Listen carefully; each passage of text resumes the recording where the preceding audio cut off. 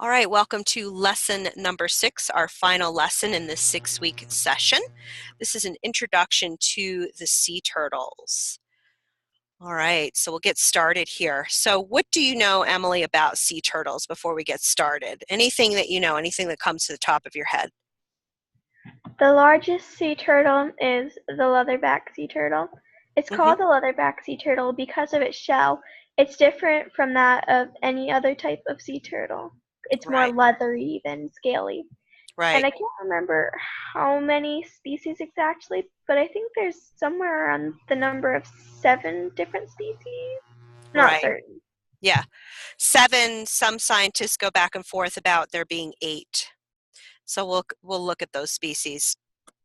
All right, so sea turtles come from the superfamily called Chelonoidea, and let's look at their geographic range. So they have a worldwide distribution, except for the very far northern North Pole and South Poles.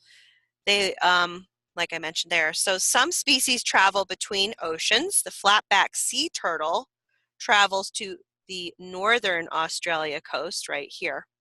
And here we have on the back of this green sea turtle the worldwide range of all of the sea turtle species. So this is a really special map that I was able to acquire. So as you can see, they don't really get too far north or too far south. Save for the leatherback, which actually can get the farthest north or south because it's able to have a higher body temperature.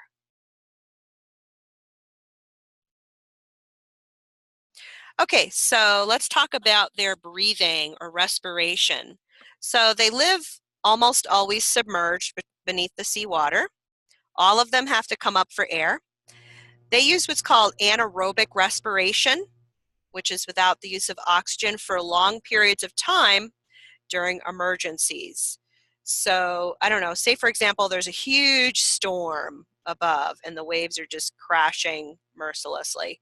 So, this could be an example of when they might stay submerged longer than usual. When surfacing to breathe, they can quickly refill their lungs with a single explosive exhalation and rapid inhalation. And it's pretty powerful.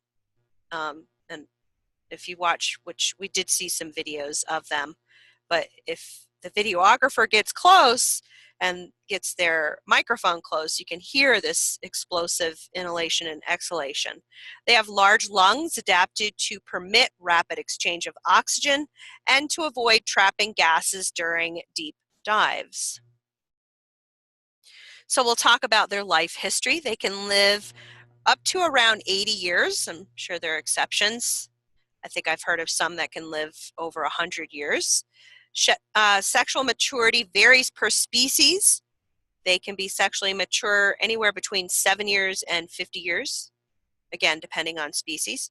After mating at sea, the adult females return to land to nest at night, and they can nest from 1 to 8 per season. Here in the background is a green sea turtle. So we'll talk about egg laying here. Mature females lay eggs on the beach of her birth at night.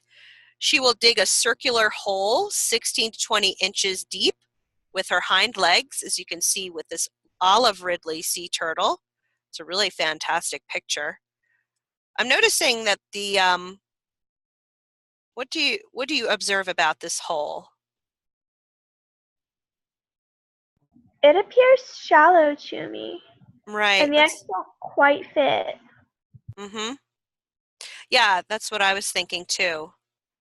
So she didn't seem to dig a very deep hole, but she'll probably put a big mound of sand over it. It's a lot of work to dig a hole.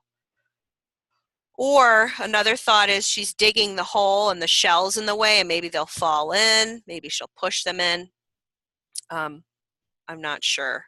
So, yes, so they will fill the hole with 50 to 200, up to 200 soft-shelled eggs, the clutch, and then refill the hole. The entire process takes 30 to 60 minutes. She then returns to sea, leaving the eggs unattended. Now, during our Jonathan Bird's Blue World video, he made mention that sea turtles can come to shore, not just to lay eggs, but for another reason. Do you recall? He has said that some turtles that live in the cooler waters will occasionally come on shore to heat up again in the sun. Right, which is a very reptilian thing to do. So that totally makes sense. Previously, I had heard that only the females come to shore, and there really aren't exceptions. So, but that totally makes sense that they would do that to use the solar energy to warm their bodies. Sea turtle life history. Let's talk about hatchlings. So, hatchlings' gender can depend or does depend on the sand's temperature. Lighter sands maintain higher temperatures, which decrease incubation time and will result in more female hatchlings. Eggs in one nest hatch together over a very short period of time. When ready, the hatchlings will tear their shells apart with their snout and dig through the sand. And hatchlings will instinctively head towards the sea, usually, right? Do you know of exceptions where unfortunately they can get discombobulated in their direction? They seem to follow the moon to the sea, like the reflection of the moon off the sea. But unfortunately, some people with beach houses will leave their lights on, Mm-hmm. and so they will head towards the light of the houses instead of the light of the moon, which will result in them heading more towards the land than the sea. Yes, right. And also, if a town is very bright behind them, they can get confused. And there are people out rescuing the baby turtles. I saw a YouTube video where there was this naturalist where he had permission. You have to get special permission because it's actually illegal to move the baby turtles um, worldwide. So people have to get special permission and licenses to pick up the babies and return them to the sea. So the eggs in one nest hatch together over a very short period of time, and then when they're ready, they will, okay, I already read all that. Never mind, sorry. Here we have a Kemp's Ridley hatchling. Really adorable. So we'll talk about their salt glands. So they possess salt excretory glands on each eye corner, in the nostrils, in their tongue, and this all depends on the species. So they don't have all those salt glands located in all those locations. Chelonian salt glands are found in the eye corners in leatherback sea turtles, for example. And sea turtle diets are high in salt. Here we have a loggerhead sea turtle in the background. So what are sea turtles' importance to humans? So sea turtles can help take care of the deadly box jellyfish populations, which can sting and potentially kill humans. So sea turtles regularly eat them, which can help keep tropical beaches safe for humans. They are one of the few animals that eat seagrass.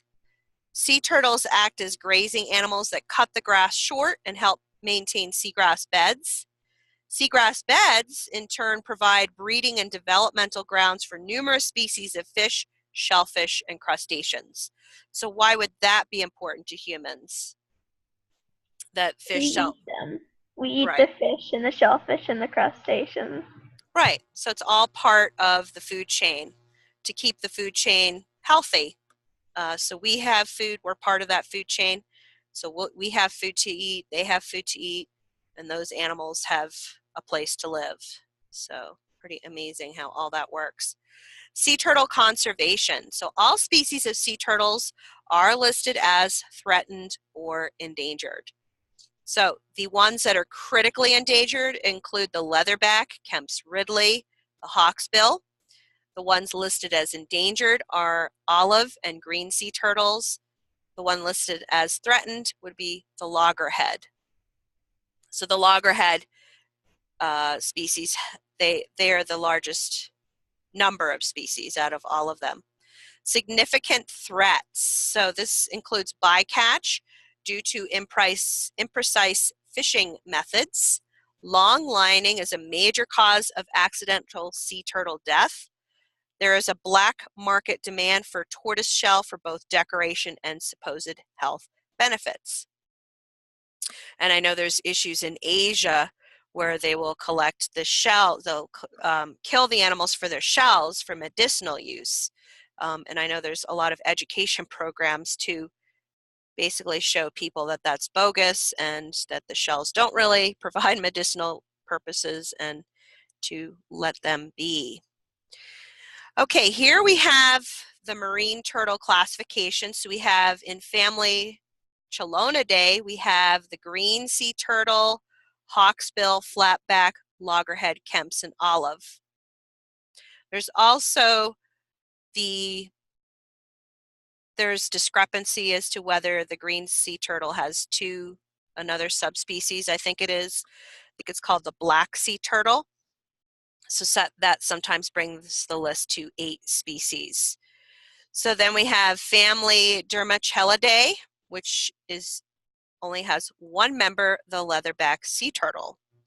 Here in the background, we have a bunch of adorable Kemp's Ridley hatchlings making their way to the shoreline. And thank you so much for watching.